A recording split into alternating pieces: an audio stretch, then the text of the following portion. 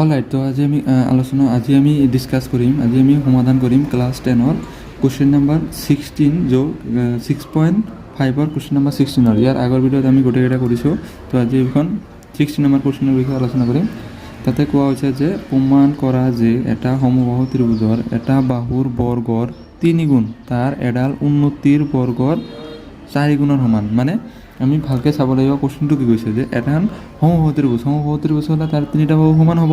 তো 3টা বাহু সমানৰ তাৰ উন্নতি মানে তাৰ হাইটটো কিমান হ'ব, সেই হাইটৰ কি কৈছে, হাইটৰ এটা বাহুৰ বৰ্গৰ 3 গুণ হাইটটোৰ বৰ্গৰ 4 গুণৰ সমান। সেইটো আমি প্ৰমাণ কৰিব লাগিব। তো কুৱেশ্যন নম্বৰ 16ত কি কৈছে যে এখন সমবাহু ত্ৰিভুজ ধৰি লোৱা হ'ল, এখন সমবাহু ত্ৰিভুজ এ বি চি এখন সমবাহু ত্ৰিভুজ। তাৰ সমবাহু ত্ৰিভুজৰ যিকোনো এটা বাহু ধৰা হ'ল এ বি বাহুখন, তাৰ উন্নতি মানে লম্ব, যিখন লম্বটনা হ'ব এই লম্ব ধৰি লোৱা হ'ল ডি, এই এ ডিৰ 4 গুণৰ সমান। কেনেকৈ কৰিম? ফাৰ্ষ্ট আমি লিখিব লাগিব ধৰা হ'ল এ বি চি এটা সমবাহু ত্ৰিভুজ।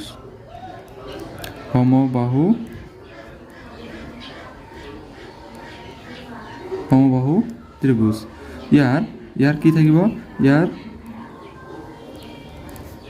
এ বি সমান বি চি সমান চি এ। আৰু আমি ইয়াতে কি কৰিম, A D perpendicular to B C টনা হ'ল। এতেকে প্ৰমাণ কি কৰিব লাগে? প্ৰমাণ কৰিব লাগে যে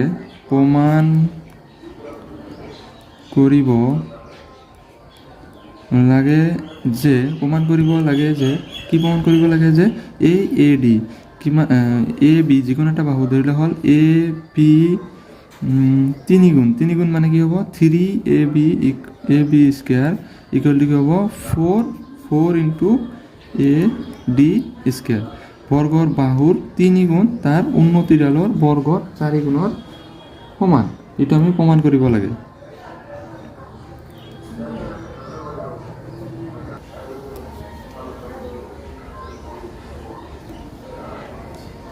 আমি এতিয়া কি কৰিম, আমি যদি এ বি বাহুখন যদি আমি 2a বুলি ধৰোঁ, 2a ধৰিলে B C 2a C U 2a এনেকুৱা হ'ব। তো যদি আমি ধৰা হ'ল আকৌ ধৰা হ'ল A B equal to 2a। A B যদি 2a হয়, গোটেইখিনি 2a হ'ব। এইটো কি হ'ব? এ, এইটো হ'ব a, or half of B D.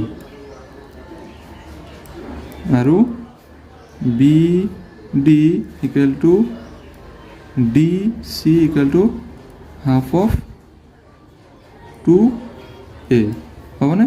Half of 2a মানে কিমান হ'ব? এ।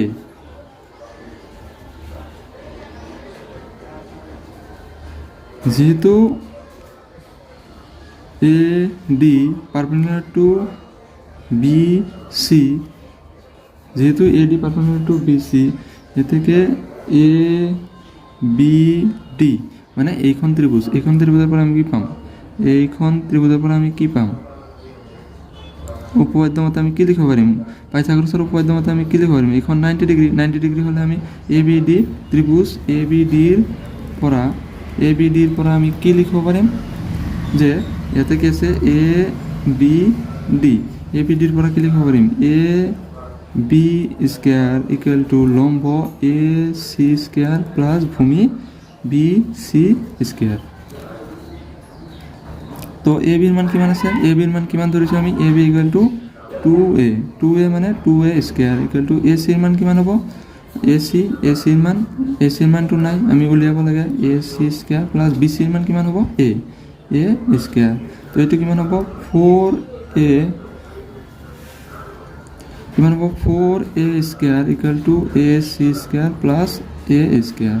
তো এইটো এইফালে আহিলে মাইনাছ হ'ব। 4a square minus A square equal to A C square. তাৰমানে কিমান হ'ব? এ চি স্কোয়াৰ ইকুৱেল টু 3 কিমান হ'ব? 3a square. 4টা এ স্কোয়াৰৰ পৰা এটা এ স্কোয়াৰ গ'লে কেইটা স্কোয়াৰ থাকে?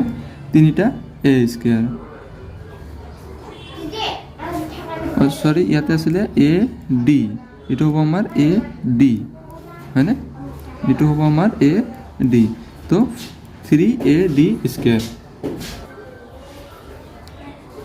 ইয়াতে আৰু এটা কথা মন কৰিছেনে, ইয়াতে আমি কি কৰিব পাৰোঁ, A D square equal to 3 into A মানে কি ধৰিছিলোঁ আমি, ইয়াতে তোমালোকে চাব পাৰা, ইয়াতে চাব পাৰা এ মানে কি হ'ব, এইটো কি আছিলে আমাৰ এ মানে কি হ'ব, আমি বি ডি লিখিব পাৰিম, এ মানে আমি কি লিখিব পাৰিম, বি ডি, তো 3 ইনটু কিমান হ'ব, হাফ অফ বি,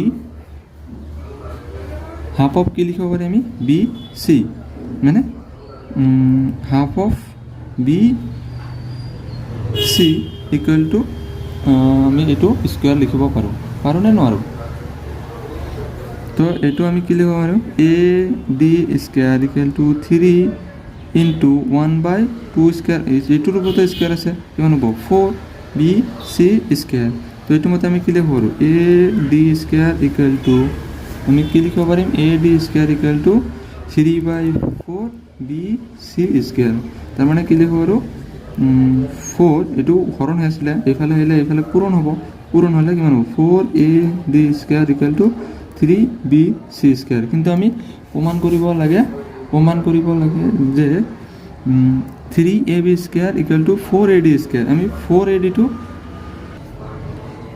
ইয়াতে আমি 4ADটো পাইছোঁ, অকল BCটো পোৱা নাই, কিন্তু BC মতে আমি কি লিখিব পাৰিম, এনেকৈ লিখিব পাৰিম যে 4AD square equal two 3AB square, কাৰণ সমবাহু ত্ৰিভুজ,